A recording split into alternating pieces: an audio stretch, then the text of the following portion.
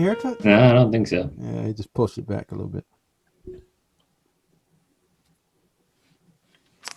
You know, I was listening to Jim Monis and Tyler's. Oh, wait, hang on now, because we started already. Oh. I hit record because I wanted people to see Jonah over there moving his tree. So we are live here on Tim Graham and Friends, brought to you by CTBK, CPAs and Business Consultants. I don't know, just thought we'd have a little fun. I'd give everybody an unannounced start there. You know what this reminds me of? When I was in college working on the school newspaper, right outside where we were, our little newsroom was the Dungeons and Dragons or Magic the Gathering, whatever it was. And we'd be like putting the paper out and you'd hear them outside and be like, I just uprooted a tree. And you'd look out like, there's no tree. What are you talking about? But I just uprooted a tree. Dungeons and Dragons guy, Gerald? No. Don't even know what that is. What is it? No? Dungeons and Dragons is like a game you play with dice, and it's all it's imaginary, and there's your druids and orcs and all kinds of things.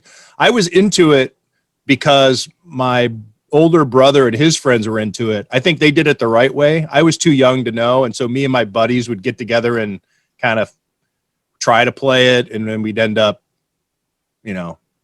Was there any money involved? Playing catch. No, but I'm sure that there are ways to make money involved. No shot. These aren't the dice that you were throwing at Alabama. These were like, there is a 4-sided die and an 8-sided die and a 20-sided die, and you roll the dice and you determine what happens. Whatever the dice comes up, that's what happens. Sounds like fun that I didn't have. No. No, Not that's too much. That's too much fun. No money in it. I'm out. It's really just video games without a television. Yeah, no money. That's Gerald's problem there. Yeah, no video games, no imagination. Right. Money wasn't involved. Nothing that captures Gerald's imagination is he's not into anything. It all has to just be all visceral stuff that just get you, playing football, throwing dice, gambling. Yep. Rock, paper, scissors for $1. It's all in it. Hey, thanks everybody for coming back to Tim Graham and Friends, brought to you by CTBK. We haven't had Gerald Dixon on for a little bit because we got jammed up, or at least I'll say I did. I don't want to throw this at anybody else's feet, but I had a kind of a crazy end of the week last week, and we had to scrub one of the shows. We're going to make up for it this week with bonus episodes. Bucky Gleason is a scheduled guest for later in the week. Nice. And we're going to have Joel Stanishevsky. We had to cancel Joel on Friday, too. We didn't get Joel's picks. But anyway, we're back in full force, and we have Gerald Dixon, former Alabama Crimson Tide cornerback. He's making time for us on the day that his team, his alma mater, is about to play for yet another national championship against Ohio State. We'll get into that a little bit later, but let's jump right into it with Jonah Bronstein of the Bronstein Concern and Matthew Fairburn, also The Athletic. The Bills are going to play the Baltimore Ravens in round 2 of the NFL playoffs. That game's going to be Saturday night. Throw it out to the group. We'll start with Gerald. Just your general thoughts on this matchup and how it looks for the Bills overall. It's playoffs football, so every matchup is going to be difficult, right? The difficulty in this one is stopping Lamar from running the ball and having explosive plays. And I remember they played him a couple of years ago. Closer than I thought he was going to be, but that's now on Leslie Frazier and Sean McDermott to come up with a game plan to negate. Hey, Gerald, check your microphone. It doesn't sound as clear as normal. All right. We plugged in and everything, and am I good now? Yeah. Okay. So, am I clear now with you? Oh yeah, you're great. All right. So, just getting back to it, it's now stopping almost a triple option game plan that the Baltimore Ravens have. And if you look at some of the teams that's done a pretty good job against him, it's almost lining up in a 6 across the board and forcing Lamar to hand the ball off. So when you have those type of matchups and it's the playoffs, to me, I look at it as the Bills' favor because they can score points. Their run defense has gotten better. Tremaine Edmonds has played maybe his 3 best games that I've seen since he's been with the Buffalo Bills. He looks a little bit more healthy. He's flying around. He's tackling fairly well. And to me, this is playoff football that we all should love and be ready for. Because none of these teams are easy wins.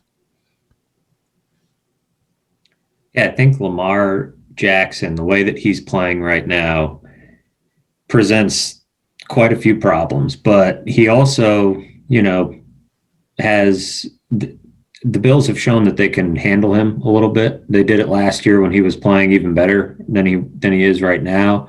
He had like 40 some odd rushing yards in that game. There haven't been too many quarterbacks that have gotten loose against the Bills running the ball. But Gerald, I'm curious what you think about when you flip it over to the other side, because when I've looked at the Ravens all year as a potential matchup for the Bills in the playoffs, I've wondered about that Ravens defense, which dominated Josh Allen last year. He's obviously a much different player this year, but when you watch them play defense, what type of challenge do those corners and does that front present for this Bills offense? Well, when you start up front, you got 2 guys on the edge that can present problems to your tackles. And then your interior guys are big, firm, strong guys that you typically don't get any movement with them. And at the second level, the rookie, Patrick Queen, he's a guy that can truly spy Josh and has enough athleticism and speed to negate some of that zone read and quarterback runs that Josh truly have. But when you look at their back end guys and you start doing the matchup, they have corners that can match up one-on-one with Cole Beasley, John Brown, and Steph. But the mismatch comes in when you have to bring in that 4th cover guy.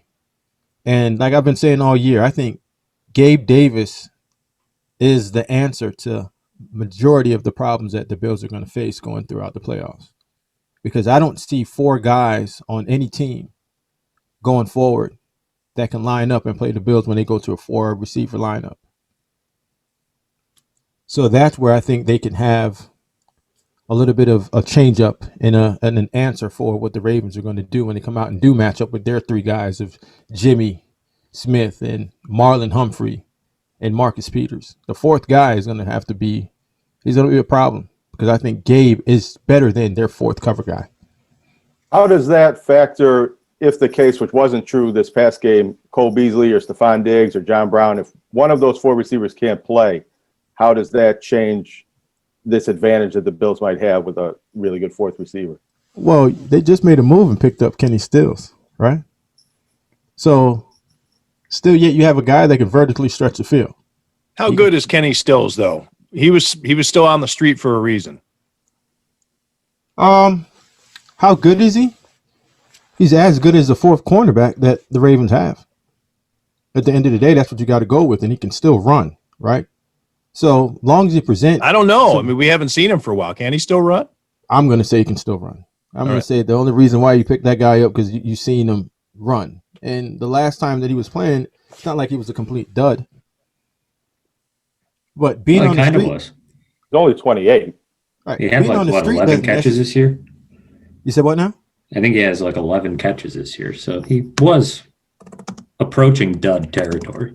But yeah, if he can move as your 4th, as your number 4. It's a number 4 receiver in the NFL. You're not looking for a guy that's going to have 50 receptions. And again, he can run. Presents a problem. If he can run, that's a problem for most defensive backs. Do you think the Ravens go, last year they blitzed quite a bit. I think it was 32 of Allen's 46 dropbacks. They blitzed him. And it worked really well.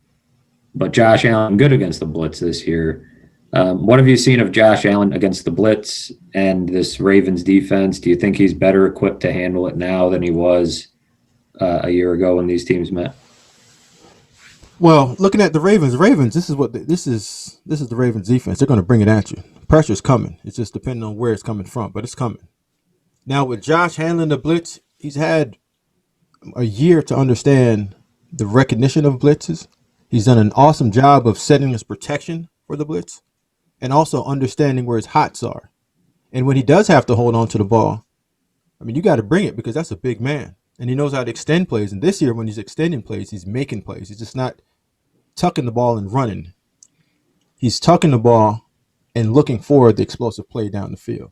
So now that's the added part of his game, that dimension that going down when they scored, that was supposed to be a run for him. But he's playing so heady right now and so ahead of the game that he found the tight end in the back of the end zone and just flipped it to him. So being a pressure team and going against a guy like that, now you got to cross your finger and say, if we don't get to him and he gets out of the pocket and he's throwing it to one of those dangerous receivers, now there comes a problem. So you got to change it up on Josh. It's not just the young guy that you can just send the house at him anymore and he hasn't figured it out yet and you're going to get him flustered. Now this is more of a savvy veteran Josh that's playing the game at a high level. I wanted to ask you, Gerald, about tight end coverage. The Bills had trouble with Jack Doyle and Mo Alley Cox on Saturday, and now they're going up against the Ravens. They have really talented tight end play.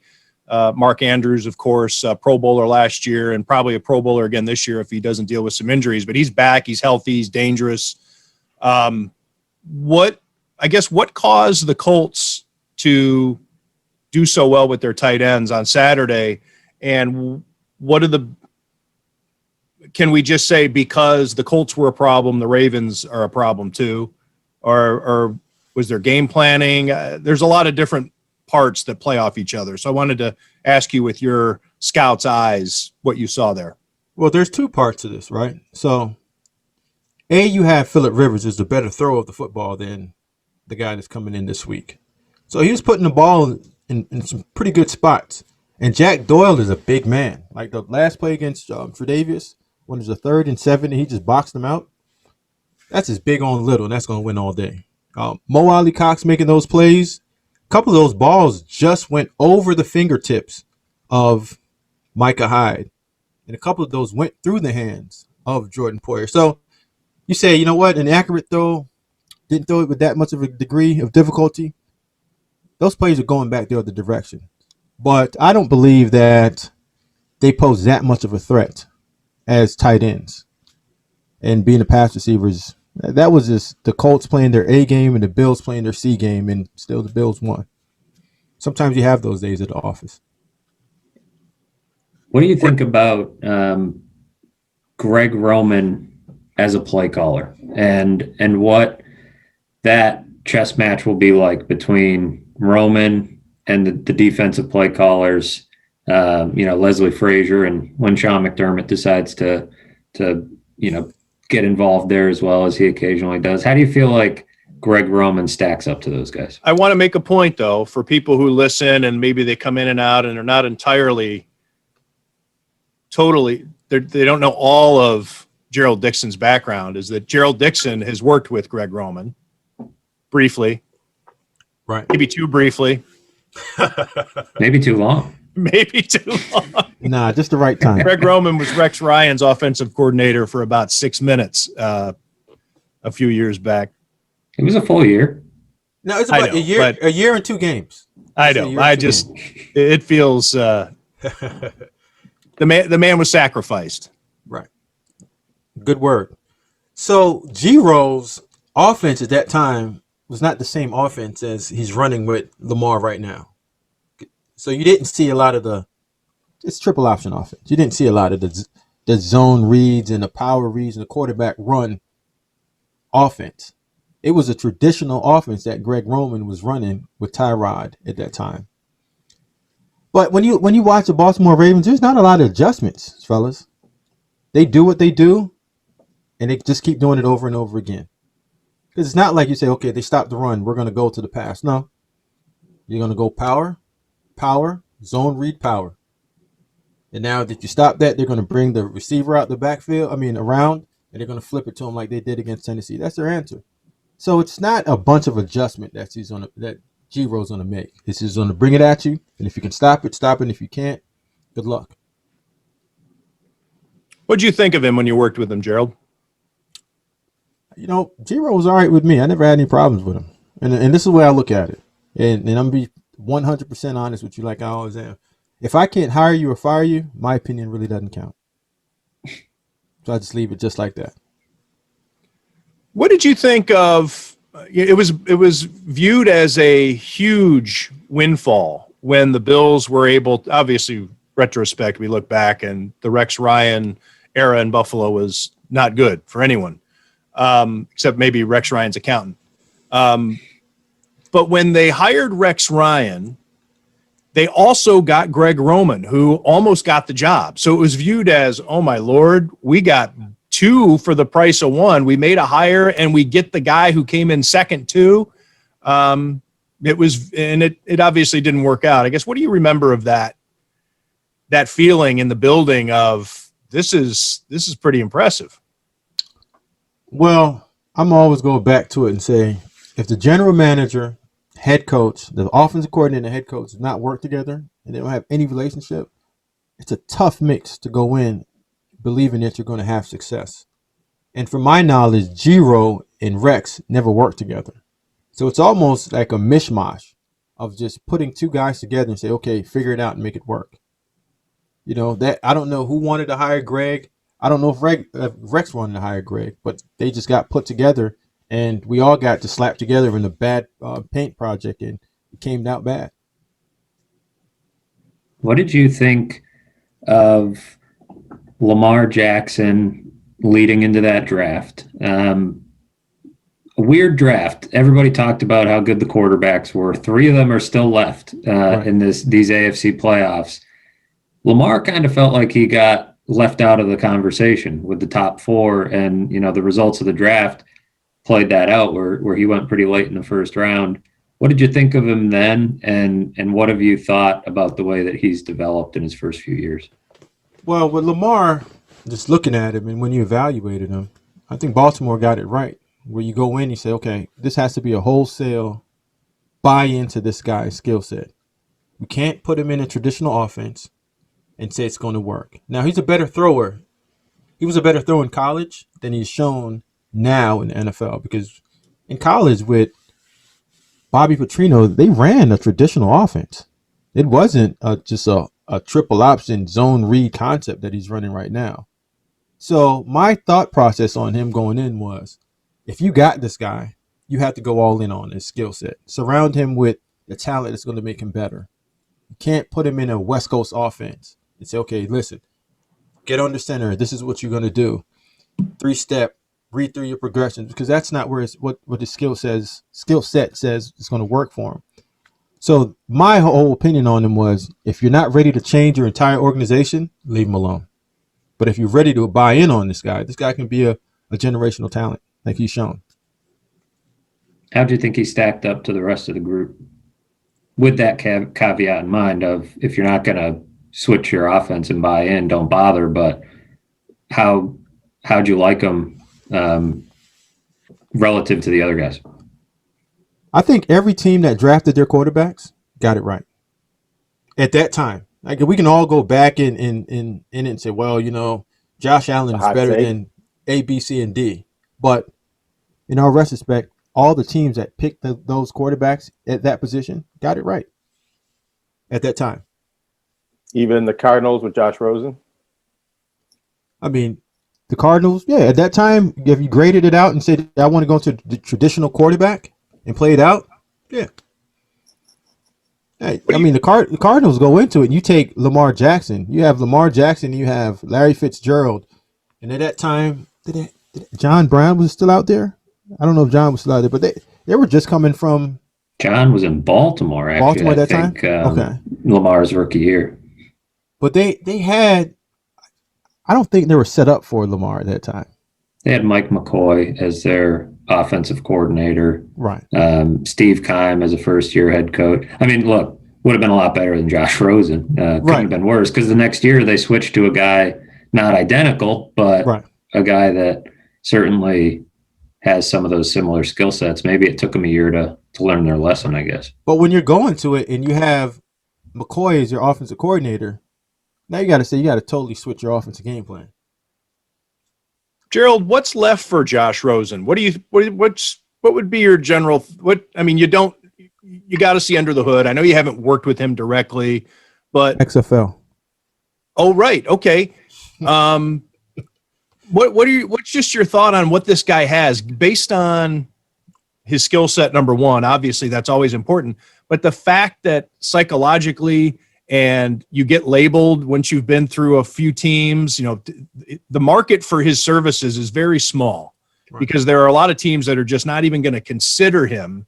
And maybe you have a situation, where you just need, I don't know. He's got limited opportunity to resurrect his career. Right. And even if he did have that opportunity, what do you think he would be able to? I mean, at the end of the day, when I did him, he can be a backup quarterback, a serviceable backup quarterback. Like Nate Peterman is still in the NFL, fellas.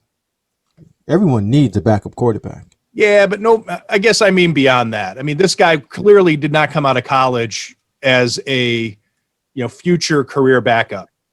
But that's what he is. So whatever, what you show is what you are. And you can't make somebody into what they're not. And you think Kyle Shanahan can fix him? No, I think this guy's a backup quarterback moving forward. Do you think the Cardinals made a mistake then? I mean, you said that it worked out for them. They just didn't grade him properly, or is that one of those things that you just don't know until he gets there?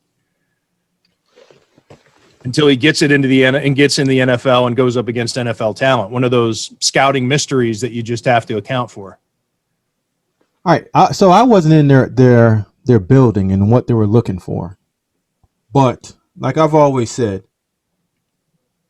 if you draft Lamar Jackson and you aren't ready to go all in on how he's going to play the game moving forward, then you leave that guy alone. So in their opinion, they believe that Josh Rosen can throw the football. You just have to have a clean pocket, right? And everything has to be right, which that necessarily doesn't work in the NFL because rarely do you have a clean pocket and everything goes right. So the fact that they went with him over Lamar, a lot of people would have done that the same thing. Because Lamar has a way of playing the game that everything has to be right as well. Like the Baltimore Ravens, the way they're set up is perfect for Lamar. Very good defense. Can run the ball. Receivers are blah. And they don't pass the ball. So you can't take that and put it into 31 other teams. Lamar is just specific for that group of players and that team. Well, why do you think, I guess put it this way, why do you think more teams aren't willing to look at a guy like Lamar Jackson? Not like guys like that come around very often. Look at a guy like that and say, all right, this guy's special. Let's figure out what we do. Let's make that work. I mean, you were in a building that decided not to do that decided not to look at the guy and say, and obviously what, the Bills did worked out. And to some extent they had to mold what they did around Josh Allen as well. Right. But why do you think more teams weren't willing to look at Lamar Jackson, at what he did in college, at the type of talent he was, and say, yeah, let's figure out something to make this work here? Because rather than taking a guy that ended up being as you put it, career-long backup. It should be noted, at least from appearance sake, it seems as though Bill Polian's career at ESPN ended because he thought Lamar Jackson was a wide receiver. And then Lamar Jackson does what he does. And I think that was about the time that, all right, we maybe can handle you calling Chad Kelly the best quarterback in the 2017 draft. Wink, wink. We can handle your revisionist history on Peyton Manning and Ryan Leaf and where you had that you had a first round grade on Tom Brady. We can, but when you start going to the mat about Lamar Jackson and he can't be an NFL quarterback and he turns into an NFL quarterback, I think ESPN about that time was like, it's probably time, Bill, to Maybe knock it off. Maybe show yourself. we need Stephen. We're gonna give Stephen A. Smith a little extra airtime during the week instead of Give him a show or two, huh? I'm sorry. I didn't mean to derail. No. You need a good. But that's it speaks to what Matt's talking about. There were teams. There was a belief out there that he couldn't. Not only that he wasn't good enough to be your team's franchise quarterback, he wasn't good enough to even play the position in the NFL. Right. So again, a lot of people miss on that one, right? But one of my biggest problems, even when I was coaching, coaches tend to always ask players to adjust and think outside of the box and be uncomfortable to be comfortable. And rarely do coaches actually get outside of their box and become uncomfortable. And I think that's one of the bigger problems in the evaluation standpoint and also the coaching aspect. And there's times that there's just people that just does not need your scheme. Your scheme needs to fit them, their particular skill set. And rarely do you have coaches that would adapt to the player rather than the players adapt to them. That's why you have more successful football players and less successful coaches. I want to remind everybody that Tim Graham and Friends is brought to you by Shampoo, Travis, Besaw, and Kirshner, CPAs and business consultants. CTBK is a leading accounting firm with a growing team of accountants and business consultants with roots in Amherst. CTBK pairs every project with a focus on a human connection between its team and the client for assurance, accounting, taxes, litigation support, and advice on mergers and acquisitions. CTBK is available and ready to solve any issue your business faces. For a consultation or to request a quote, call 716-630-2400. Again, Gerald, write this down, 716-630-2400. CTBK, over a quarter century of proven accounting and business excellence for Western New York and beyond. In the spirit of CTBK with mergers and acquisitions, I think we can all say that the Stephon Diggs acquisition had the most impact on the Bills this year. Do you have a number two? Is there a number two? What's the closest number two acquisition for the Bills? Man, that's a good one. Darrell Williams. Yeah, played it. I mean, to shore down that right tackle position. Man, he's played his tail off. Especially with Mitch Morse being unavailable and all the different shuffling that you had. You couldn't rely on Cody Ford. Recovered Josh Allen's fumble in the fourth quarter. That's the biggest play of the year. That man deserves whatever Bills Mafia got to give. That was it. Is that a skill, or is that just being in the right place at the right time? Sure want to.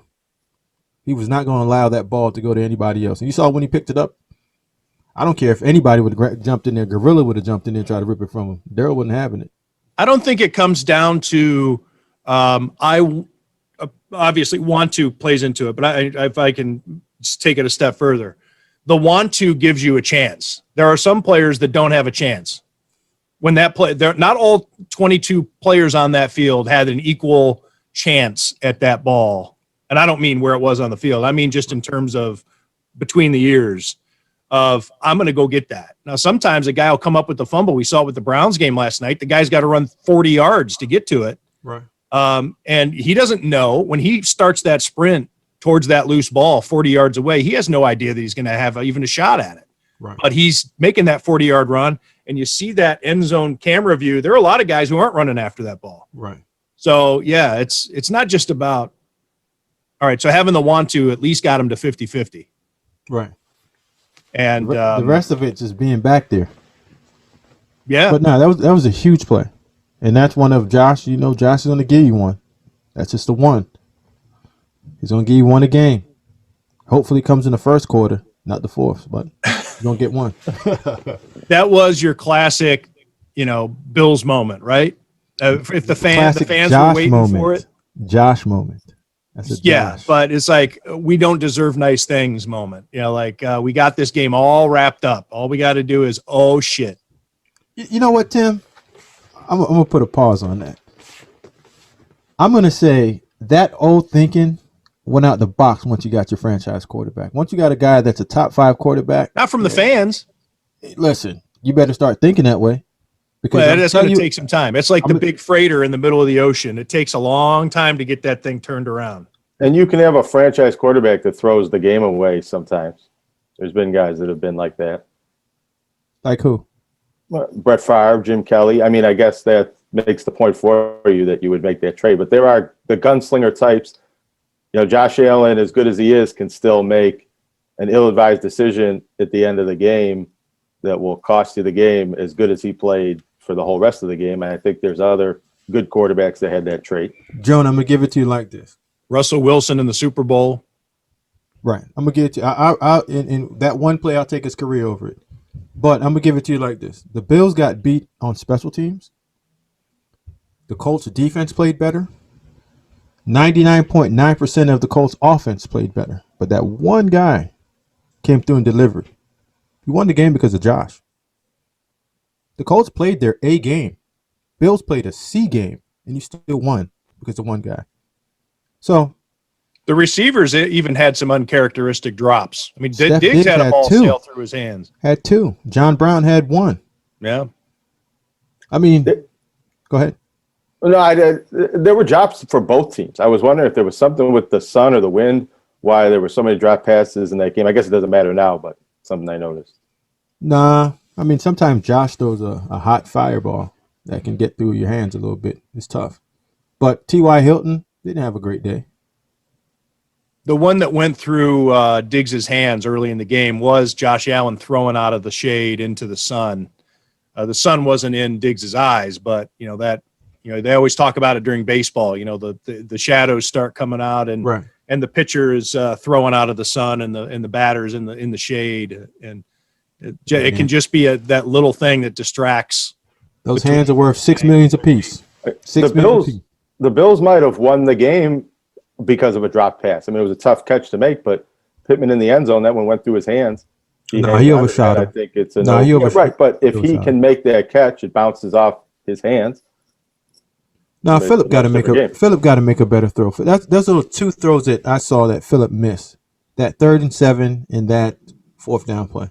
But like I said, it's the playoffs, and when a team plays their best game and you play your average game and you still win, you're a daggone good football team. The Bills are a good football team. Just accept it. That's what it is, Bills Mafia. You're a good football team with a franchise quarterback, with a good head coach, good general manager, and you're ready to make a run. Accept it. Boast. Feel good about it. That whole, woe it's me, them days are done. Just go with it. It's a part of it. It's called winning. What about one thing real quick? And this is a credit to the Bills probably. If you swap rookie kickers in that game, the Bills don't draft Tyler Bass. They have a different rookie kicker. I can't remember the name of the rookie kicker from Indianapolis. Blankenship. Yeah, you make that swap. Who wins that game? Who wins it? The guy that you draft. That's why you draft the guy. The guy was picked up in free agency. You draft guys that are good. But you flip it. I mean, it's hindsight, right? How early is too early to draft a quarterback? To draft a quarterback? Or a kicker. I'm sorry. I mean, if a guy can come in and win you games, I mean, the Raiders did it in the first round with what's my guy's name from Sebastian Janikowski. Janikowski from Florida State. So again, I mean, if your team's ready to go and you're rocking, Mike Nugent was an early draft pick. Right. I mean, it seems as though you can get all right. Even if the guy's a future Hall of Famer, you can get still a pretty good one in the 4th or 5th round. But anyways, just a question. They believe that he can win games. Just, in the 6th round, he banged through a 54-yard field goal, and that's one of the most difficult stadiums to kick in. Understanding the win, playing the draw, that's a difficult place to catch punts, to punt, and to kick in. If you haven't done it for a long time, it's tough. Oh, I'm sorry. Go ahead.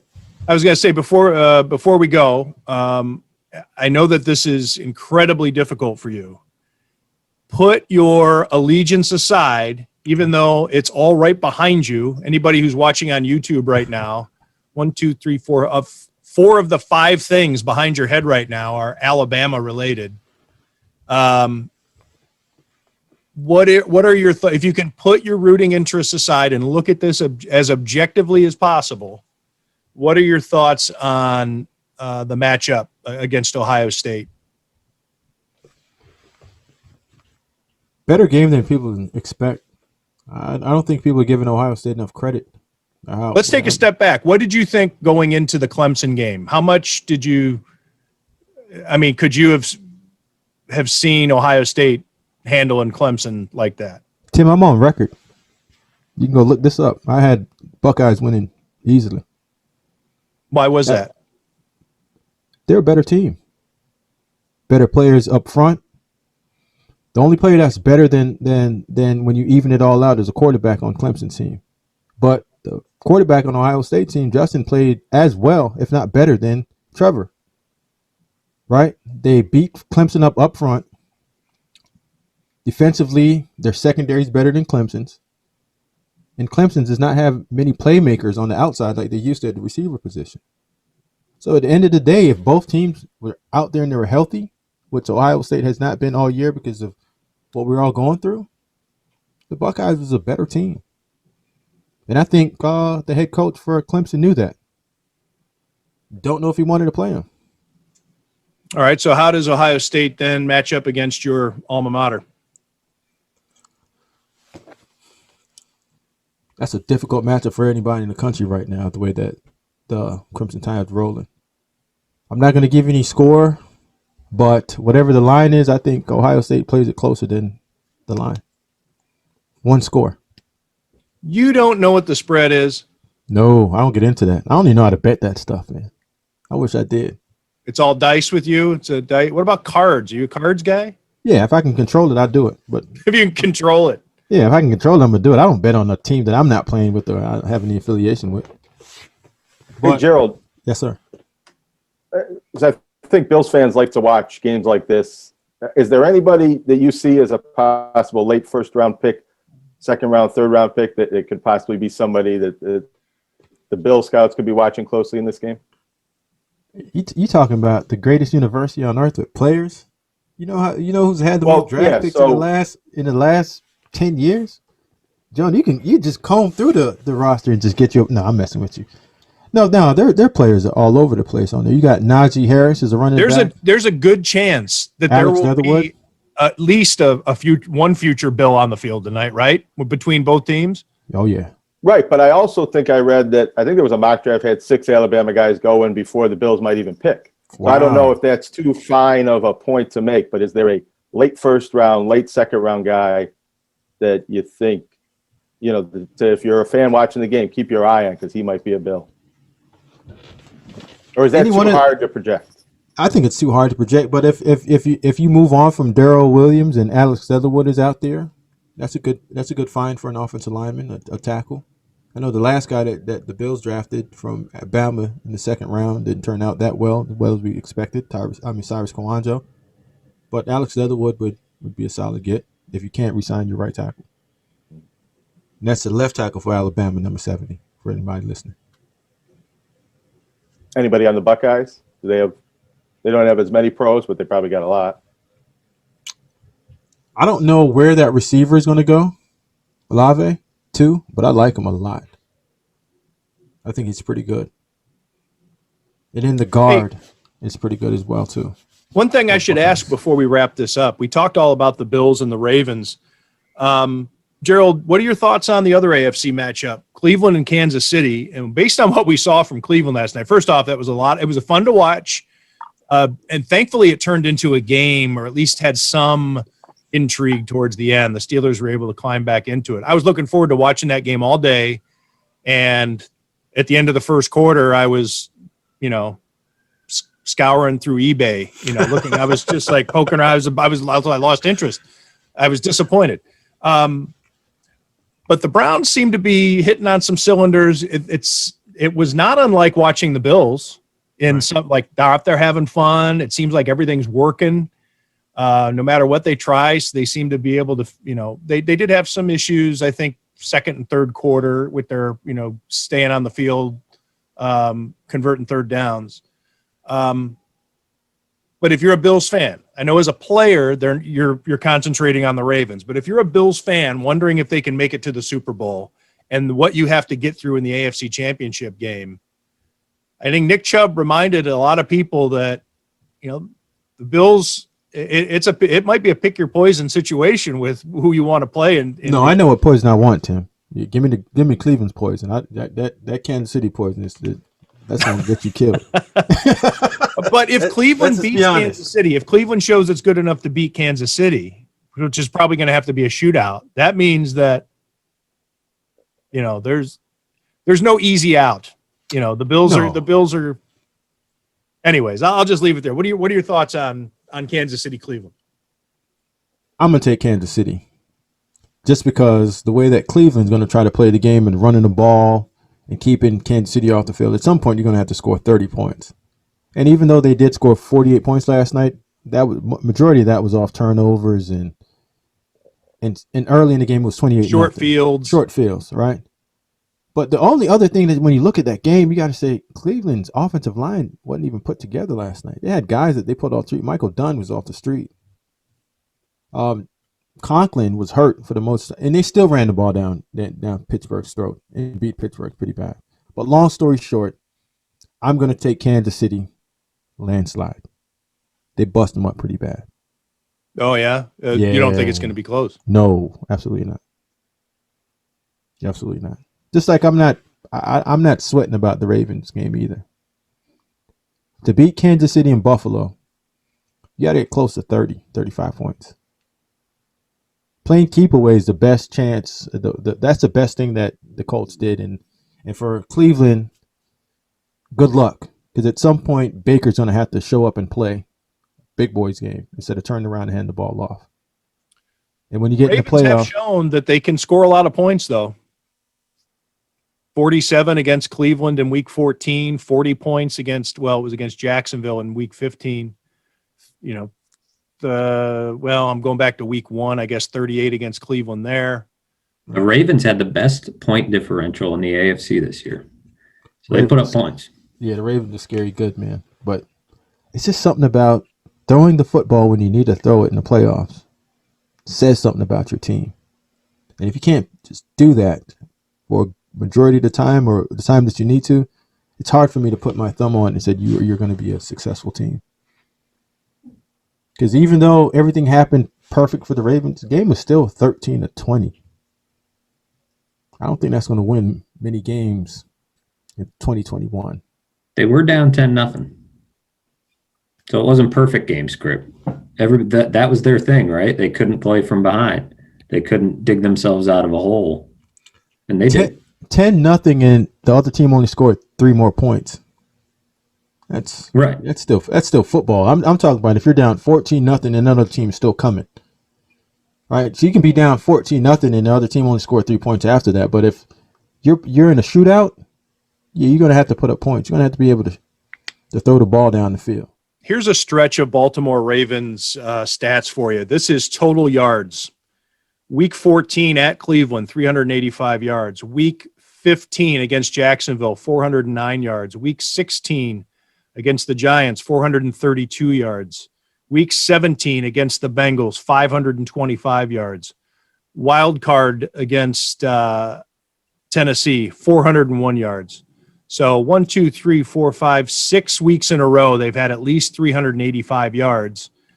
That looks like, to me, an offense that is doing pretty well. How many points did they score? Average points. What's that? What was the average points? Points, well, I can, let's see, from 14, I'll give you from 14 to wild card. 47, 40, 27, 38, and then 20. Okay. You got a game then, fellas. Got a game. It's a fun matchup. It's a fun matchup. Yeah, I'm gonna carve out some time for it.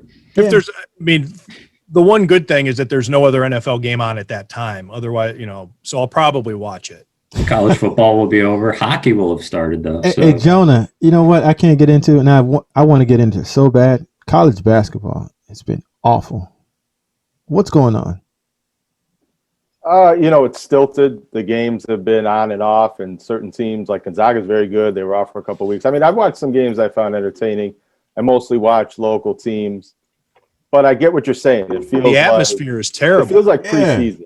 Yeah, it feels like this doesn't matter so much, and we're just waiting for either March or. But there's no madness. The COVID situation to get better. Yeah. Well, there's never madness at this time of year, but no, in March, I think there was some madness last March. I don't know about you guys. Well, the NBA too. The NBA more madness than I could handle. That's sadness. March sadness. Yeah, I mean the NBA is always like this at the beginning. Like no one. I think Gerald's just got a problem with college basketball is never going to be all that much fun when you're a Bama guy. No. I get into basketball. I love basketball. You're enjoying Mike Rodak's coverage of Alabama, by the way? You know what? Here's what I'm going to say to you, Jonah. When Gonzaga is a number 1 ranked team, I got a problem with that. I guess, but Gonzaga's been a top 5 team consistently for a long time now. Yeah, I want to see Kentucky, North Carolina, Duke, Maryland, like the fun schools. Like Gonzaga's not fun. They got guys that 2 of them can dunk. I mean, if you can't dunk or shoot shot from the logo, I don't really want to watch it. I mean, Gonzaga's got the best player in the country, maybe. You just talking about they have too many white guys. Is that what you're saying, Gerald? No, I'm not saying that. I'm just saying if I want to watch a structured basketball game, I can. I mean, are you saying you didn't mention Duke in there? You said Kentucky. No, Duke's in there. Oh, you said Duke. All right, they got a lot of white guys. Yeah, but I mean, is Duke playing yet? They took a little pause there for a while. Are they back? Yeah, like the women are not playing for the rest of the year. That's tough. I'm just saying basketball is just tough. When I have to look at that guy from Iowa play basketball and Luke Garza. Oh, that's what you like about college basketball. Guys that maybe can't work in the modern NBA but are still bruisers and play the game. He's actually probably my favorite player to watch in the country. I think Gerald's racist. I can't be, man. You got to check my family out. Garza. It's an impossible one. Yeah, I can't. Are you? Wait. Yeah. Here's a test. All right. Do you mean to tell me that Big Country Reeves was not a great basketball player that was fun to watch? I cannot watch Big Country and be perfectly fine. Tyler Hansbrough. Did you like him? Listen, no. No. I mean, it's I can't watch it. I want to. I want to get in it so bad, but I like seeing NBA players play in college. Christian Laettner. I know if you pivot to the right, you got a Christian Laettner jersey over there. Cherokee Parks. Everybody loves Steve Nash. Nah. Not Gerald, I guess. Nah. Listen, I stopped watching the NBA for about 3 years. Keith Van Horn? No. When Steve Nash won the MVP in the NBA, that was the biggest sham ever. That was a joke. I stopped watching NBA basketball for 3 years. The biggest sham ever. Yeah, it's a joke. It wasn't Enron. It wasn't Bernie Madoff. It was Steve Nash. Oh, that was a complete joke. Jonah, go back and check those. Look, Steve Nash shouldn't have been a back-to-back MVP, and it cost Shaquille O'Neal and Kobe Bryant specifically probably MVPs that they should have won. But easily, Steve Nash should have been in the top 2 of the MVP voting, top 2 or 3 in both of those seasons, as well as the season following that. He was almost better the next season. Like Steve Nash was an MVP candidate all of the years he won an MVP. But looking back historically, maybe Shaq should have gotten that first one. Kobe should have gotten that second one. I think. Come on, listen.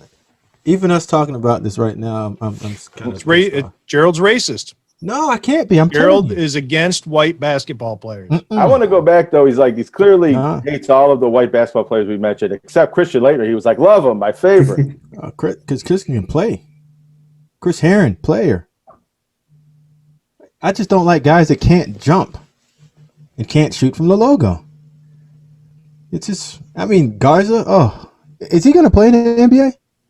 Is he Jahlil Okafor? He won't be as good as he is in college, and I wonder how much he'll play. But he could be as good as one of the 3 or 4 Plumlees that are in the league.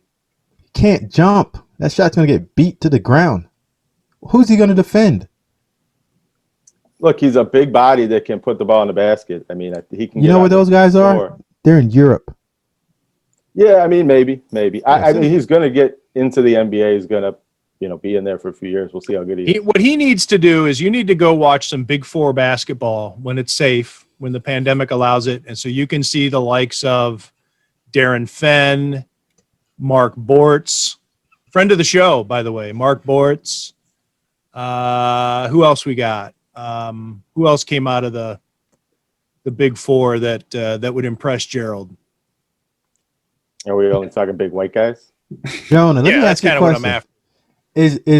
Is Garza Adam Morrison all over again? No, because they're different kind of players, and Adam Morrison. I'm just saying was a perimeter impact in player, was NBA. very slow. Right. Impact in NBA. I think Tyler Hansbrough, they're different, but Tyler Hansbrough is probably a good comparison. A guy who dominated college basketball, came into the NBA and couldn't dominate, but was an effective player in a role for a little while. Okay. I don't even know who this guy is, but I'm going to start watching him, just sending videos to Gerald every night. Flip on the Listen. Big Ten network and just. Luka Garza. Yeah. Have you ever seen molasses get poured out? He's slow. Pour out He's slow, molasses. but he's big and he can score and he can rebound. I think if there's a ceiling where he could be about as good as Kevin Love if he lost weight and got. Well, there you go, Kevin Love. He's a I pretty good player. don't think he Love will Kevin. hit that, but I think he could be that type of. Wait, did Gerald just say he loves Kevin? What'd you say about That's Kevin? Love? Kevin Love's my guy. I like Kevin. Oh, we've had a breakthrough. Basketball player. I like basketball, but I don't like sloths. Remember, Kevin Love coming out of UCLA was a big fat center that didn't move very well. And outlet passes were his best skill. Jonah, that's where you and I disagree again. Kevin Love was a skilled basketball player. Right, and that's why he became what he was. But he changed his body and his game considerably in the NBA. Kevin was always able to shoot from the perimeter. Future Hall of Famer Kevin Love. Yeah, pass the ball. Very high. We've had that discussion before on the radio show. I disagree with you 100%. I get it that he.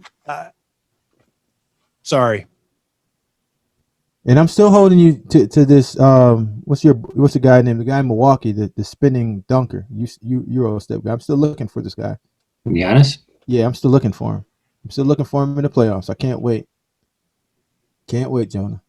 You and I are gonna have this debate again. Me too. I got to see more from him in the playoffs too. He's gonna win back-to-back MVPs, and he's gonna win back-to-back getting out the playoffs in the first round. I can't wait.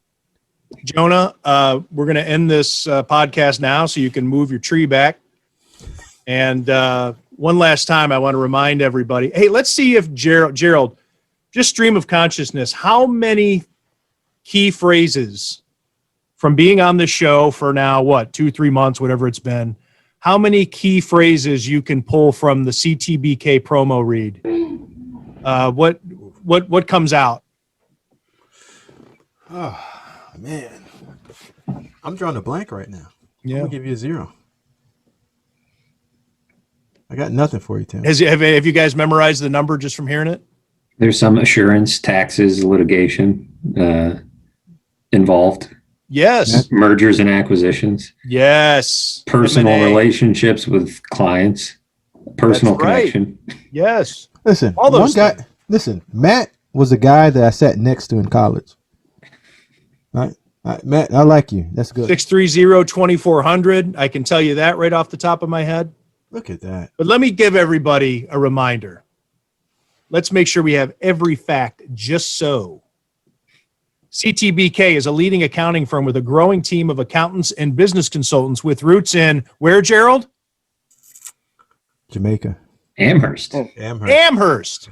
CTBK pairs every project with a focus on a human connection between its team and the client for assurance, accounting, taxes, litigation support, and advice on what? Insurance? Mergers and acquisitions. CTBK is available and ready to solve any issue your business faces. For a consultation or to request a Whoa. quote, call 716-630-2400. 2400. I know the 2400 part. 716-630-2400. CTBK, over a quarter century of proven accounting and business excellence for Western New York and where? Beyond. Beyond. Look at that, man. Matthew Man. Fairburn was necessary, is what Gerald's saying. People Gotta like have him. Matthew were Gotta necessary have him. for Alabama to graduate its football players. Got to have them. I'm talking about 4.0. Hey, guys, thanks. And we'll talk again next week when we preview, according to Gerald Dixon, Bills and Chiefs. Roll Tide.